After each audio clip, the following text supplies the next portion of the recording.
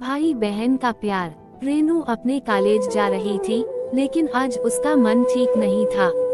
लेकिन फिर भी वह मन मारकर कॉलेज गई, क्योंकि कॉलेज में आज एक बहुत महत्वपूर्ण सेमिनार था।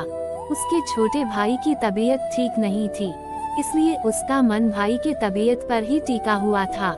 रेनू और उसका भाई पवन सतना के एक महाविद्यालय में पढ़ते थे।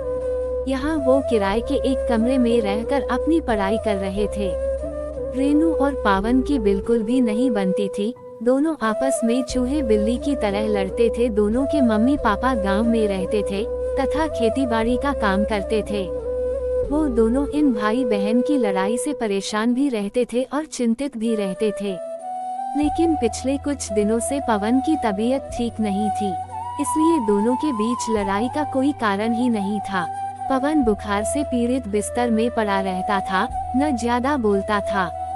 रेनू हमेशा गुस्से में पवन के मर जाने की कामना किया करती थी, पर यह सब वह गुस्से में कहा करती थी।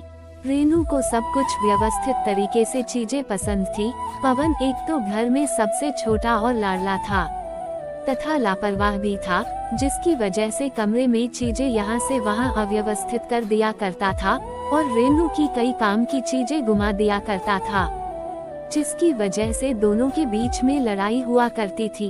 रोमांचक कहानी, भाई बहन का प्यार। कई बार रेनू गुस्से में पवन के लिए बुरा भला बोला करती थी। एक बार रेनू का पेन नहीं मिला रहा था, जिसके बाद दोनों भाई बहन की जाम कर लड़ाई हुई।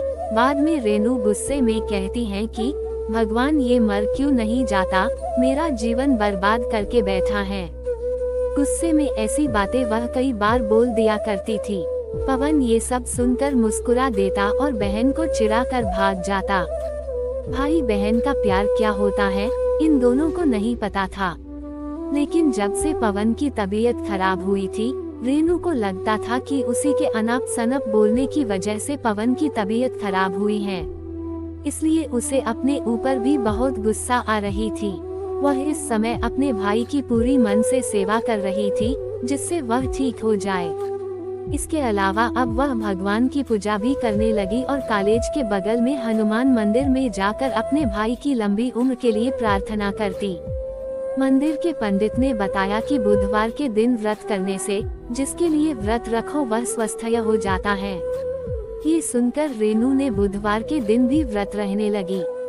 पवन को जब पता चला कि रेनू इस समय उसके स्वस्थ होने के लिए व्रत रहती है, तो उसके मन में अपने बहन के प्रति श्रद्धा बढ़ गई और उसने भी अपने मनोबल को बढ़ा लिया कि वह भी जल्दी ठीक हो जाएगा, जिससे उसकी पेटू बहन को व्रत न रहना पड़े।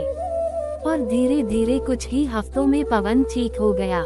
रेनू बहुत खुश हुई और उसने मन ही मन निश्चय किया था कि अगर भाई ठीक हो जाएगा तो वह महल में शारदा माँ के दर्शन करने जाएगी।